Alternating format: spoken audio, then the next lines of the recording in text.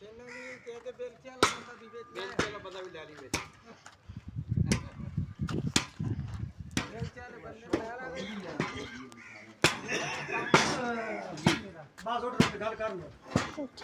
की बालियों में बेटी ब्याह दी, पीतल की बालियों में बेटी ब्याह दी, बाप काम करता था सोने की कान में।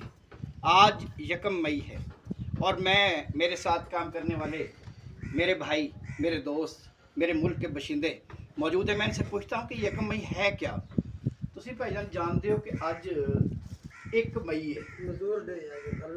आज का दिन जड़ा है ये थोड़ा दिन है। तुसी बड़े अजीम लोग हो, लेकिन छुट्टी अफसर अलमिया ये है, अलमिया ये है साहब कि छुट्टी जड़ी है वो जड़ा ना, वो जड़ा है ना, वो अफसरां नूं ए तुसी पानी शानी पियो, सारे नूं पिलाओ नाल ना मजदूर दी।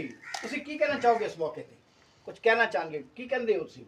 आज दा दिन थोड़ा दिन है जी, इस मौके पे ही बनता है कि मजदूरों भी आज के दिन छुट्टी होनी चाहिए, क्योंकि उन्होंने वसाइल इजाजत नहीं देंगे, इस वजह तो छुट्टी वो नहीं कर सकते।